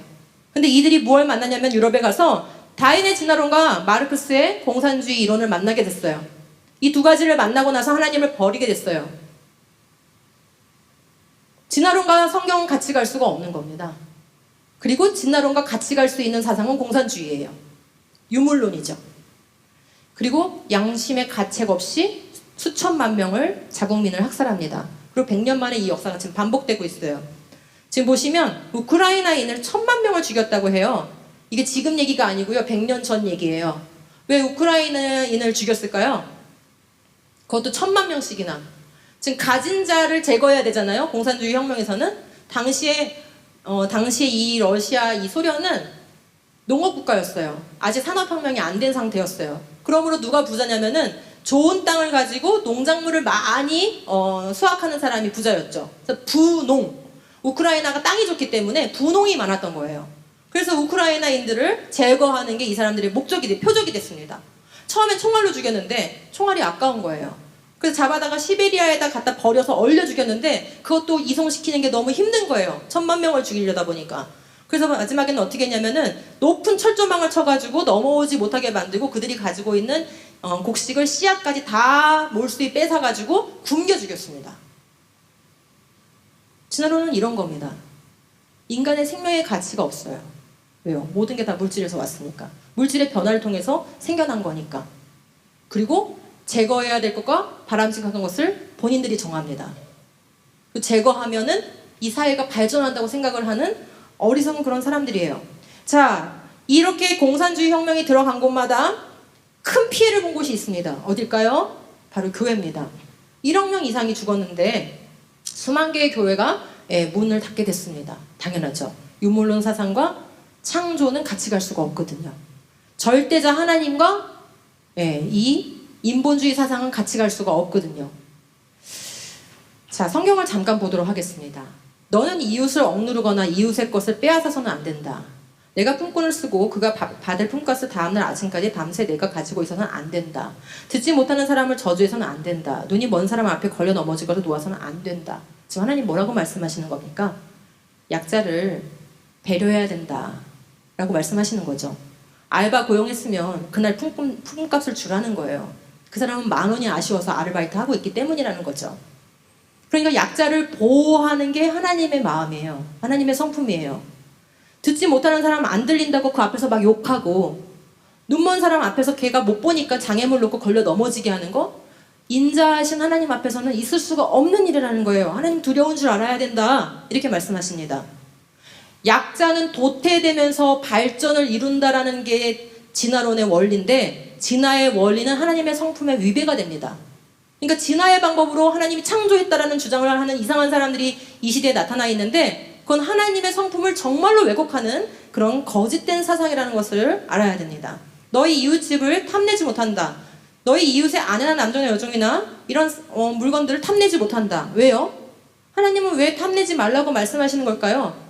너희들은 각 사람이 다 존귀하고 다양하다라는 거예요. 하나님은 우리를 각 사람을 다 존귀하고 다양하게 다르게 지으셨어요. 각자가 잘할 수 있는 게 다 다릅니다. 내가 갖지 않은 거 남이 가질 수 있어요. 그럼 우리는 어떻게 합니까? 내가 갖지 않은 거 남이 가지면 시기합니다. 시기가 지나치면 혐오합니다. 따돌립니다. 그거 절대 안 된다는 거예요. 왜요? 내가 다 각자를 다르게 지었기 때문에 이 사람이 잘하는 게 있고 이 사람이 잘하는 게 있고 이 사람이 가진 게 있고 이 사람이 가진 게 있기 때문에 우리는 어떻게 해야 되죠? 연합해서 공동체를 이루어서 살아가야 되는 것입니다. 그게 정치적인 형태로 나타나는 게 자유민주주의죠. 자, 그러니까 이런 사상 자체가 하나님의 근본적인 성품하고 위배가 된다는 것을 알 수 있어요. 남의 것을 빼앗는 것에 대해서 폭력의 방법으로 가진 자의 것을 뺏는 이런 형태, 물론 가진 자가 없는 자를 갑질해서도 안 되겠죠. 그렇지만 하나님이 가지지 않은 자가 가진 거 마음대로 뺏어라 그렇게 말씀하신 적도 없어요. 그건 악독한 사람들이 하는 일이다 라고 말씀하십니다. 우리가 성경에 기반해서 모든 생각들을 바꿔야 돼요. 자, 지금까지 말씀드린 것을 한번 정리해 보겠습니다. 설교치고 엄청 길죠? 오늘은 그런 강의 시간이니까, 근데 굉장히 잘 듣고 계셔서 제가 잘 전할 수 있어서 너무 감사합니다. 제가 지금까지 말씀드린 거 한번 정리하고 다음으로 넘어가도록 하겠습니다. 살아계신 하나님, 날마다 우리와 교제하시고 우리와 함께 동행하시고 우리를 구원하시고 그리고 우리에게 영원한 하나님 나라를 주시는 이 살아계신 하나님, 이분이 종이의 하나님이 되는 거예요. 교회가 타락하면 그렇게 됩니다. 교회의 교육이 부재하면 그렇게 됩니다. 우리의 믿음이 진실하지 않으면 그렇게 됩니다. 하나님을 몰라서 그렇게 되는 게 아니라 하나님을 종이의 하나님으로 만드는 것은 살아계신 하나님과 교제하지 않기 때문이에요. 그렇게 되니까 어떻게 합니까? 하나님을 가상의 하나님으로 철학자들이 만들었어요. 가상적인 관념의 하나님, 내 인간의 관념이 만들어낸 신. 그렇게 하고 나니까 어떻게 됐습니까? 아니 무슨 관념적인 존재가 가상적인 존재가 실제로 말을 할 수가 있어. 계시가 부정되죠. 계시가 가상적인 이야기가 돼버리는 거예요. 인간의 문학작품이 돼버리는 거예요. 그러니까 어떻게 됐을까요? 네, 창조를 믿을 수가 없게 된 거예요. 참된 기원을 잃어버리죠. 그럼 이제 물어요. 인간은 이 질문 안 하고는 못 베기니까. 우린 어디서 왔을까? 이 우주 만물은 어디서 왔을까? 차라리 잃어버리고 이 질문을 하지 말든지. 그런데 잃어버리고 그 질문은 꼭 합니다. 그게 인간이니까요. 그죠? 그래서 대답을 합니다. 누가요? 이제 진화론이 대답해요. 보이는 거 가지고 설명하자. 계몽주의, 자연주의 속에서 우리의 기원을 설명하는 게 바로 진화론인 거예요. 인간도 동물이야. 동물에서 왔어. 물질에서 왔어. 해서 이제 그 다음부터는 모든 궁극적인 답을 진화론이 하기로 한 거예요. 진화론이 답을 해줘요. 이 모든 것은 오랜 세월에 걸쳐서 적자 생존으로 이루어진 거야. 그렇게 해서 수백만 종의 생물들이 나왔고 그 끝에 인간이 나온 거야 하고, 이 생물이 존재하는 이유, 인간이 존재하는 이유, 인간이 어떻게 살아가야 되는지에 대한 것을 진화론에게 물어보고 진화론이 답하는 시대가 됐어요. 그래서 진화 심리학이 발달돼 있죠. 진화 사회학이 발달돼 있죠. 그죠? 예. 진화론에 묻고 진화론이 답을 해줍니다. 그러니까 그 다음에는 어떻게 됩니까? 사회, 정치, 경제에 이것이 도입이 됩니다. 살아남을 자와 없앨 자를 정하고 제거해야 될, 바람직하지 않은 것들을 제거해야 인류 사회가 발전한다고 생각하는 사람들이 등장하게 된 거예요. 우생학으로 제거합니다. 그죠? 인종 청소로 제거합니다. 공산주의 혁명으로 제거합니다. 자, 그러면 누가 이걸 정하죠? 바람직한 자와 바람직하지 않은 자를 누가 정합니까? 자, 여기가 문제예요, 이제. 한 400년의 역사를 정리해보니까 이 끝에 와가지고 누가 바람직한 자와 바람직하지 않은 자를 정합니까? 바로 나예요, 나. 인간이 정합니다. 자, 그러면 지금 최근 한 400년의 역사는 결국 뭘 만들었냐? 성경이 답해야 될 걸 누가 답하게 만들고, 진화론이 답하게 만들고, 그 다음에 하나님이 계셔야 할 절대적인 자리에, 절대적인 판단을 내리는 그 자리에 누가 있게 만들었냐면 인간이 있게 만든 거예요. 그리고 거기에다가 정당성을 부여한 거죠. 너는 너의 인생의 주인이야. 네가 결정하는 대로 살 수 있어. 너는 죽은 후에 아무것도 책임지지 않아도 돼. 네 인생은 네가 원하는 대로 즐겨. 힐링이 필요해. 그렇게 된 거예요. 그리고 그거에 대해서 정당성을 부여하게 된 거죠. 자, 그럼 이제 우리가 살고 있는 시대로 한번 넘어오겠습니다. 오늘날 이런 주장을 계속 하는 사람들이 있습니다. 우리나라에도 있습니다. 남의 행복을 위해서 남의 것 빼앗아야 된다. 가진 자, 기업 이런 것들을 미워하게 하고 혐오하게 하고 그것들을 빼앗아서 나눠줘야지 이 사회가 행복해진다라고 생각하는 사람들이 여전히 있습니다. 그런데 요거 조금 체감이 들 되시죠? 그죠? 우리 근처에는 좀 체감이 좀 잘 안 되시는 거예요. 왜냐면 우린 자유민주주의 국가로 법이 지켜지고 그래도 있는 그 바운더리 안에 있으니까. 그런데 체감이 팍팍 되는 게 있습니다. 뭐냐면 이 사람들이 논리를 바꿨어요. 이런 서구 자유민주주의 국가, 특히 기독교가 들어가 있는 그런 국가에서는 이 공산주의 사상이나 유물론적인 이런 사상들이 잘 안 먹혀요. 그러다 보니까 요거를 조금 변형을 했는데 그 변형 형태가 바로 뭐냐면 내 행복을 위해서 성을 억압하지 말라라는 이 모토를 만들게 됐습니다. 지금 뭔가 맥락이 비슷하죠? 그럼 여기서는 누가 제거해야 될 대상일까요? 여기는 가진 자가 제거돼야 돼요. 여기서는 누가 제거되어야 될까요? 성을 억압하는 자가 제거해야 될 대상이 되는 거죠.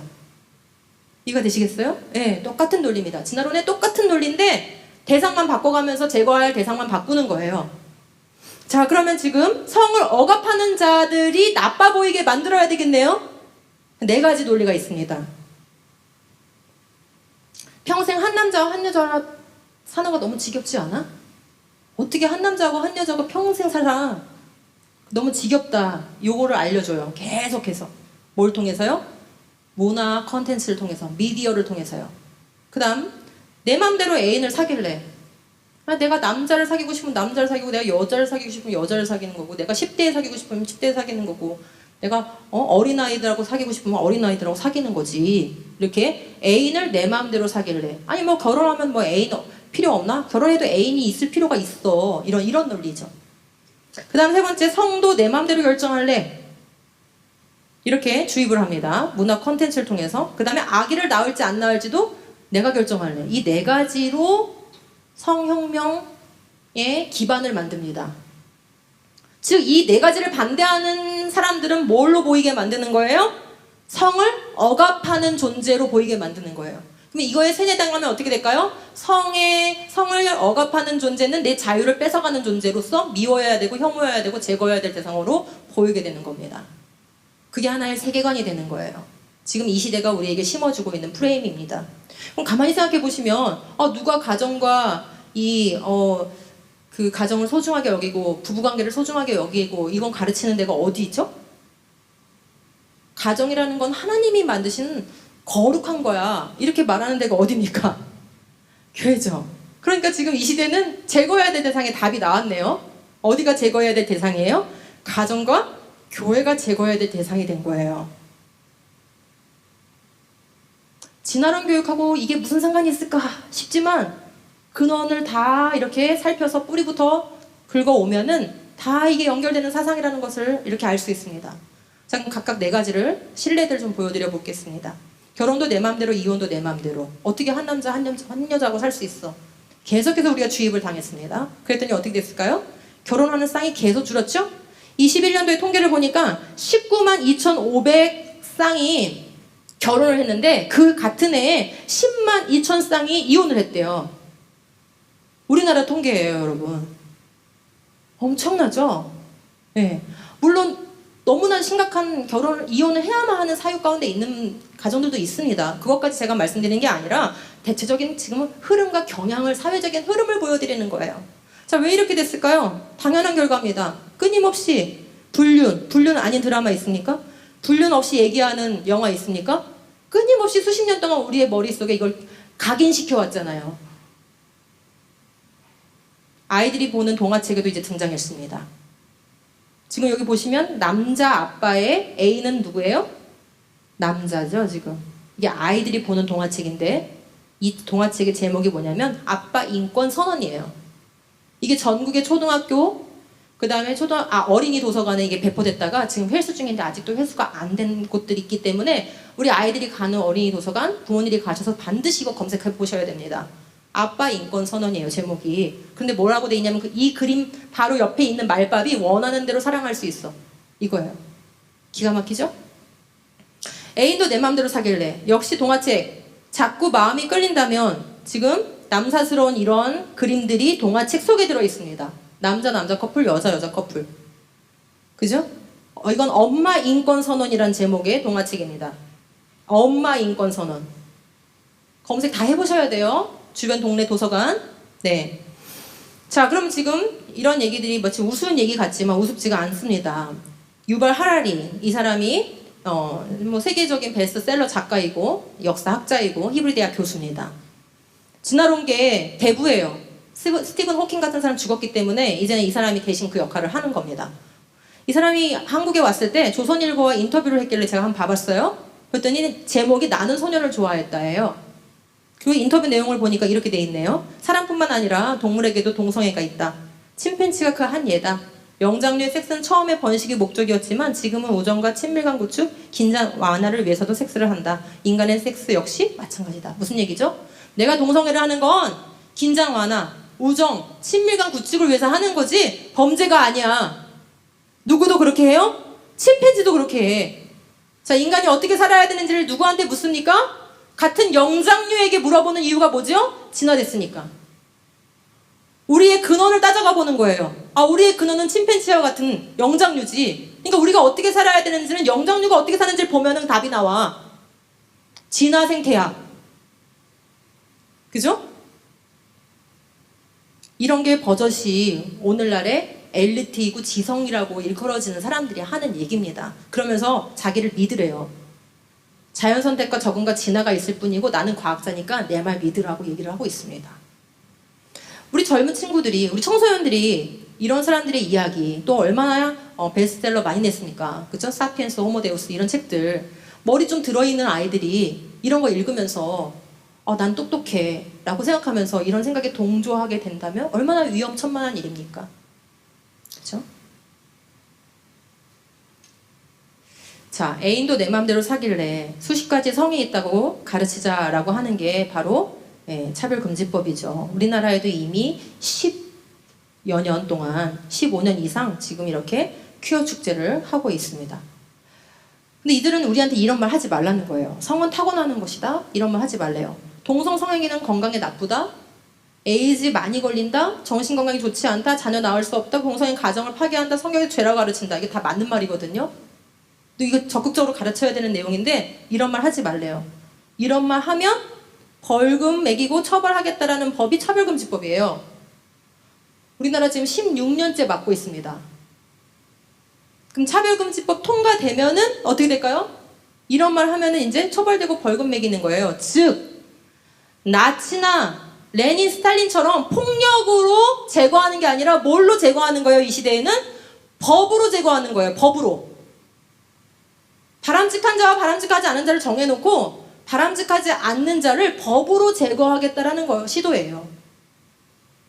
우리와 비슷한 경제 수준을 가지고 있는 나라들이 다 통과됐습니다. 우리나라만 기도하는 자들이 기도로 매일 밤마다 지금 처리하고 있는 거 아시죠? 매일 처리합니다. 매일. 진짜 처리합니다. 새벽까지.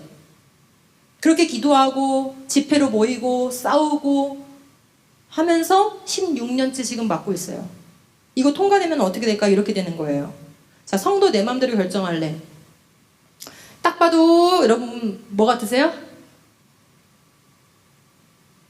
남자예요? 여자예요? 딱 봐도 남자죠? 네. 대답할 힘이 없으세요? 딱 봐도 남자인데 가발인지 자기 머리를 길렀는지 모르겠어요. 하고 이렇게 여자 교복 입고 학교에 등교를 하는 거예요. 차별금지법 통과하면은 이런 거 막지 못합니다. 그래서 이제 이 아이가 나 여자 탈의실, 여자 화장실 쓰게 해주세요라고 학교에 요청했어요. 어떻게 될까요? 차별금지법 통과하면 이거 막지 못합니다. 그래서 학교가 허락을 했어요. 그랬더니 학부모들이 난리가 난 거예요.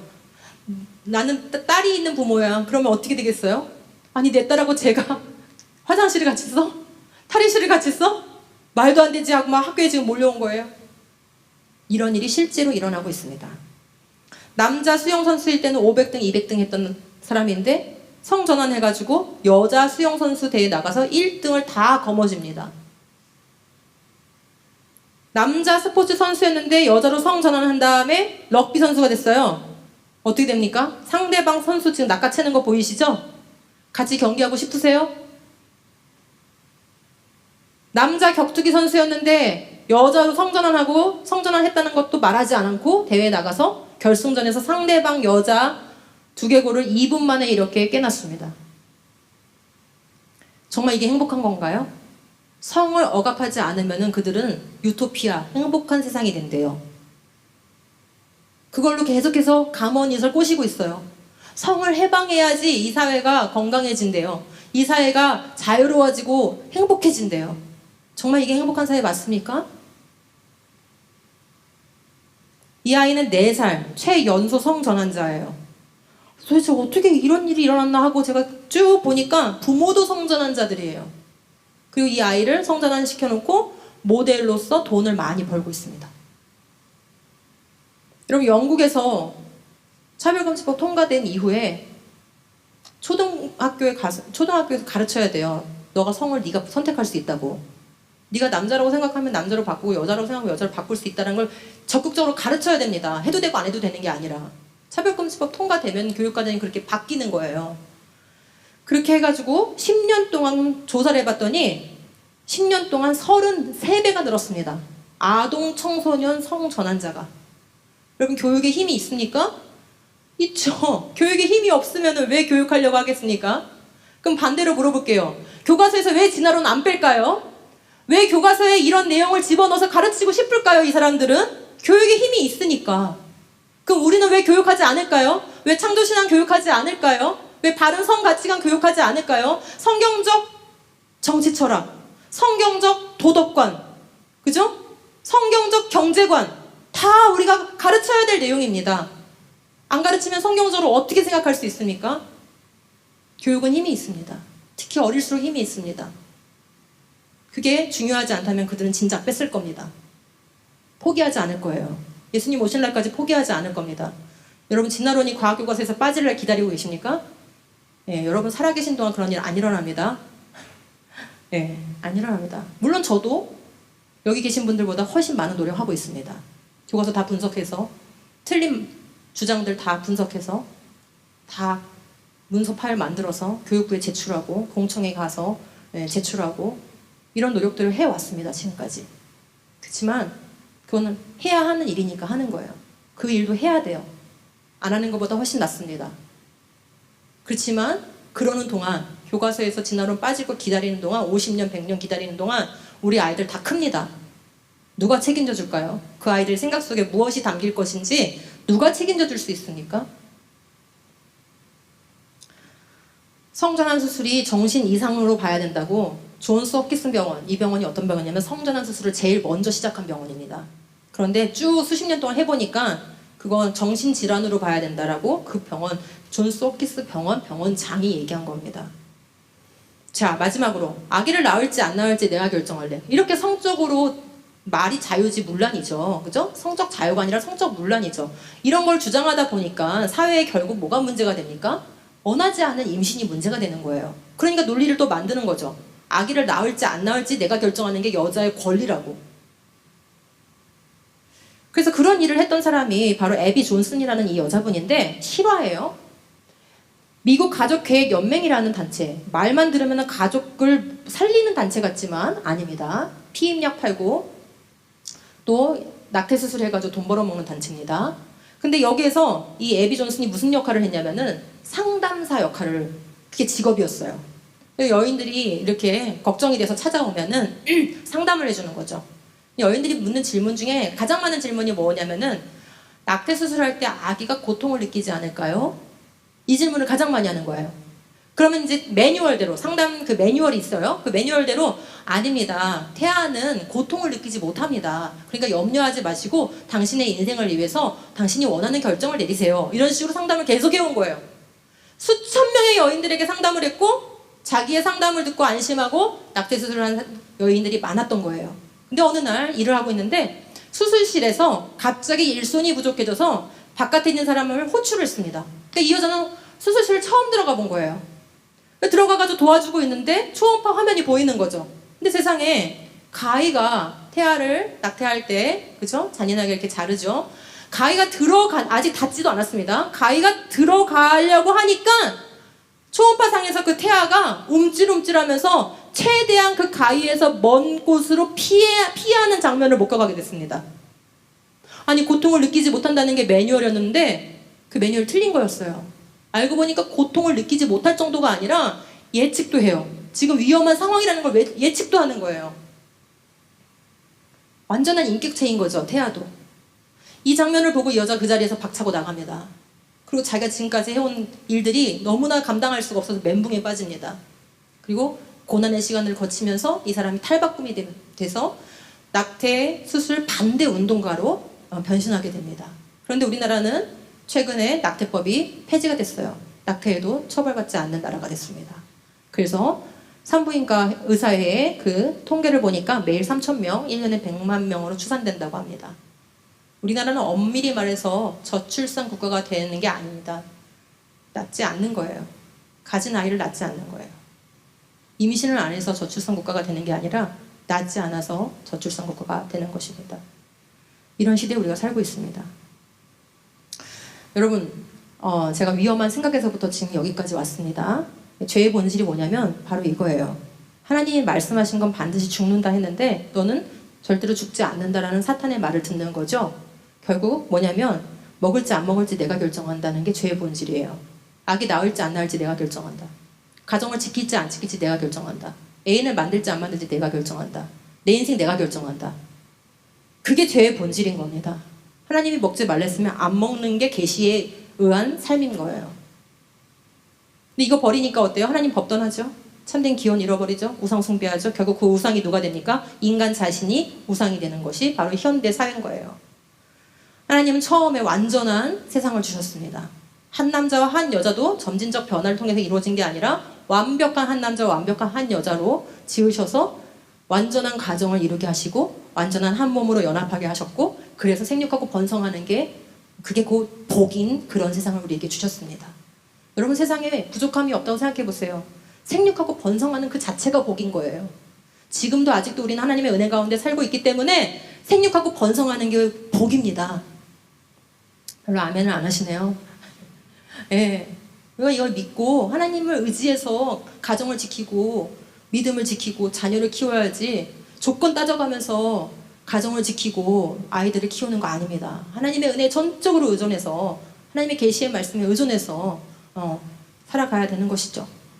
자, 그런 하나님께서는 창조 때로부터 사람을 남자와 여자로 만드셨다. 처음부터 완벽한 한 남자, 완벽한 한 여자로 지으신 게 아니라고 얘기하고 싶으신 분은 예수님의 말씀을 거부하시면 되세요. 이 말은 예수님이 직접 하신 말씀입니다. 그러므로 그들은 이제 둘이 아니라 한 몸이다. 하나님이 짝지어 주신 것을 사람이 갈라놓아서는 안 된다. 가정의 거룩함이 왜 꼭 지켜져야 되냐. 내 감정이 바뀔 수도 있는 거지. 상황이 바뀔 수도 있는 거지. 그렇게 말씀하고 싶다면 예수님의 말씀을 거부하시면 됩니다. 예수님이 직접 하신 말씀입니다. 간음하지 못한다. 그럼 간음이 뭘까요? 남자가 다른 남자의 아내 곧 자기의 이웃집 아내와 간통하면, 즉 혼인 관계 외의 성적인 관계는 다 간음입니다. 그죠? 혼인 관계 외의 성적 관계, 즉 혼 전 순결 지키지 않는 것도 간음입니다. 아니 도대체 레이기가 언제적 얘기인데 지금 강사님이 너무하시는 거 아닙니까? 아닙니다. 히브리서에 나옵니다. 모두 혼인을 귀하게 여겨야 하고 잠자리를 더럽히지 말아야 합니다. 음행하는 자와 간음하는 자는 하나님의 심판을 받을 것입니다. 이렇게 되어 있습니다. 여러분, 이 말씀이요, 세상에 보낸 편지가 아니에요. 히브리서 누구 읽으라고 보낸 편지입니까? 교회 성도들 읽으라고 보낸 편지예요. 근데 거기서 직접 말씀하시는 거예요. 혼인을 귀하게 여겨라. 잠자리 더럽히지 말아라. 음행하지 말아라. 간음하지 말아라. 그거는 뭐의 대상이다? 심판의 대상이다. 안 믿어지세요?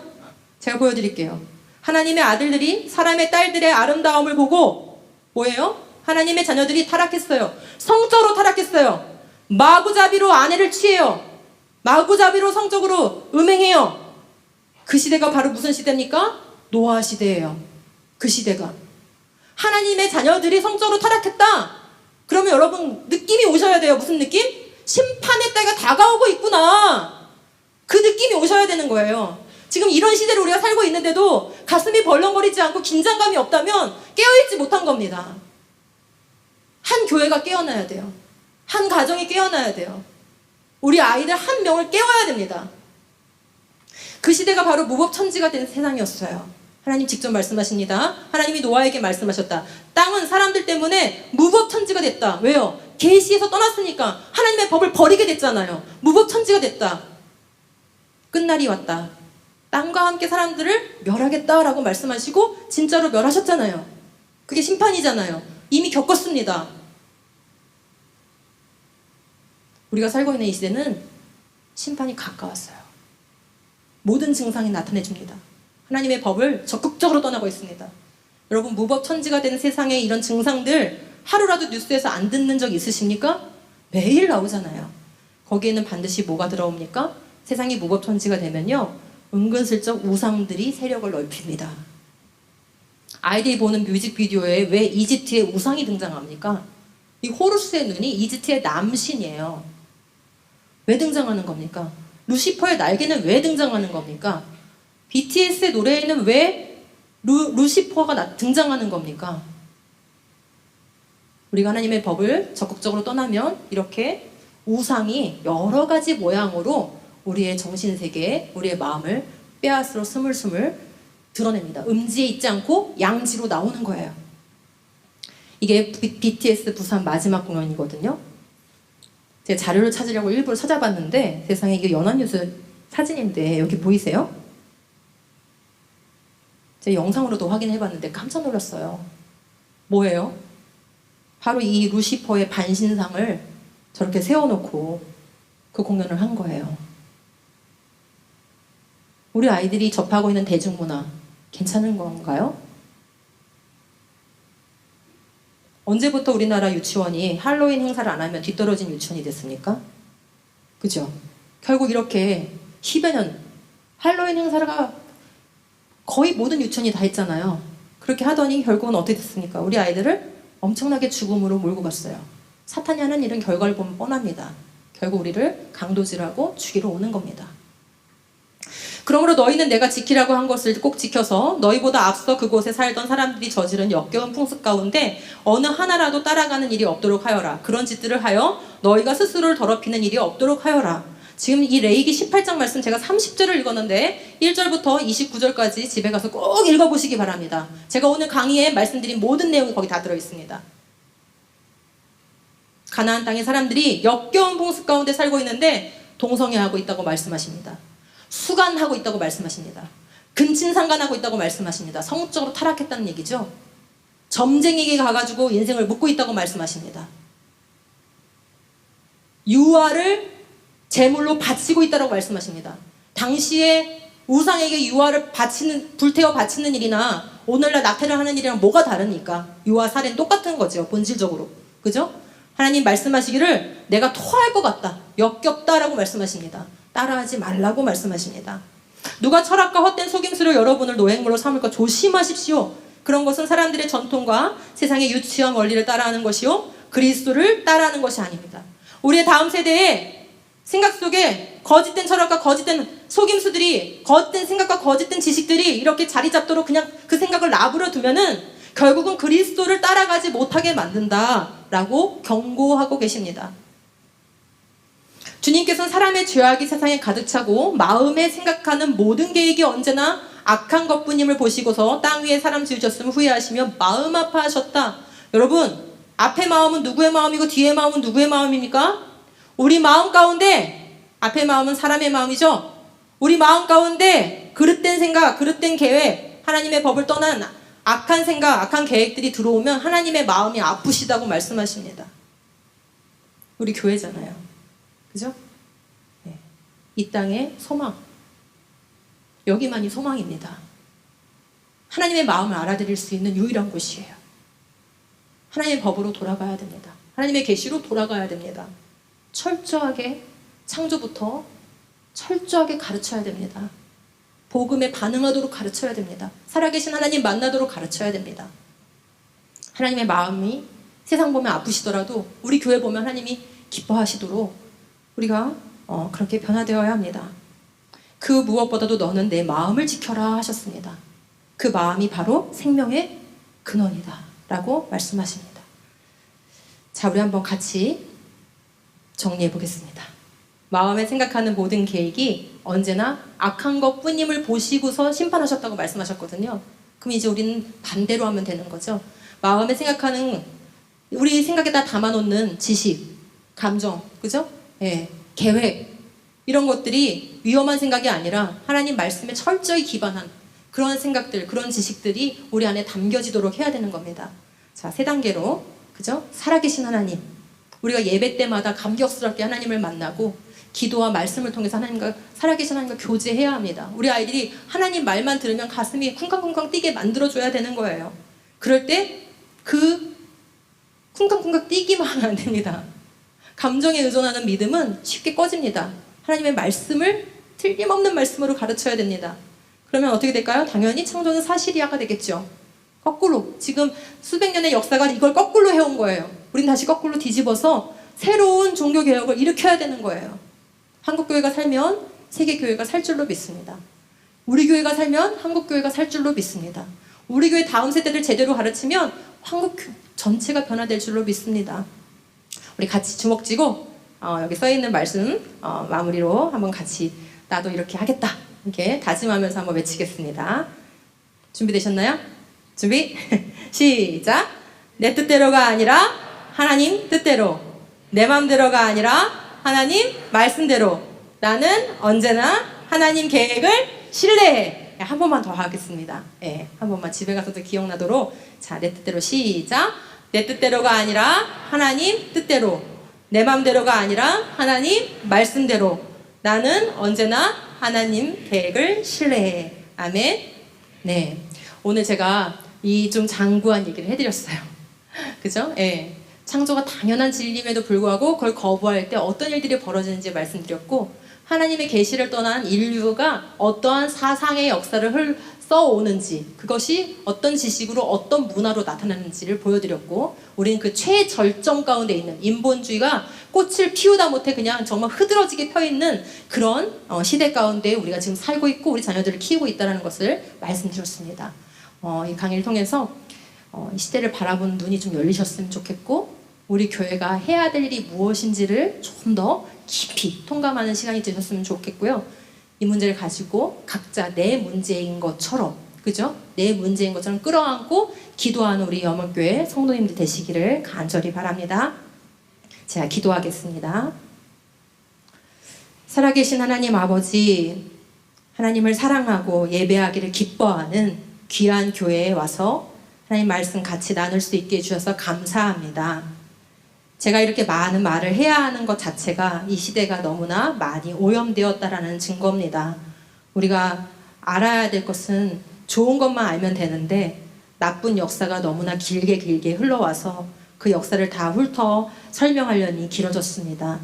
하나님, 그렇지만 이런 수고와 노력이 없으면 우리가 사는 시대를 직시할 수가 없습니다. 우리 성도님들 바쁩니다. 가정도 꾸려야 하고 교회도 섬겨야 하고 직장과 일터와 수많은 일들을 감당하면서 살아야 되는데 너무나 피곤합니다. 그런 하나님, 여호와를 기뻐하는 것이 우리의 힘이라고 말씀하여 주셨사오니 배우기에 힘쓰게 하여 주옵소서, 기도하기에 힘쓰게 하여 주시옵소서, 모이기에 힘쓰게 하여 주시옵소서, 말씀을 열심히 배울 뿐만 아니라 가르치게 하여 주시고 우리 다음 세대를 정말 효과적으로 그리고 정말 뜨겁게 하나님의 사람들로 가르쳐서 세워나갈 수 있도록 역사하여 주시옵소서. 거룩한 역사가, 거룩한 운동이 우리 여명교회를 통하여서 일어나게 하여 주시옵시고 그것들이 한국교회 전체에게 강력한 영향력으로 끼쳐질 수 있는 좋은 소문이 나는 교회가 될 수 있도록 은혜 베풀어 주시옵소서. 특별히 이 시간 청년부 예배 드렸습니다. 우리 청년부 미래를 꿈꾸면서 하나님 앞에 기도하는 것들이 많을 것입니다. 하나님 아버지, 말씀을 읽을 때마다 하나님 말씀하여 주시옵소서. 주님 앞에 예배할 때마다 하나님 말씀하여 주시옵소서. 하나님 계시의 눈을 열어주시고 지혜와 계시의 영을 부어주셔서 하나님이 기뻐하시는 인생을 향하여 꿈틀꿈틀 그 마음에 소원하는 바가 강렬하여질 수 있도록 인도하여 주시옵소서. 하나님의 마음을 시원케 해드리는 청년들 되게 하여 주시고 남은 인생을 통하여서 하나님의 교회들을 또 하나님의 남은 이 역사의 일들을 능히 감당해내는 하나님 편이 되어지는 그런 다윗과 같은 믿음의 사람들 되게 하여 주시옵소서. 감사드리며 예수님의 이름으로 기도합니다. 아멘.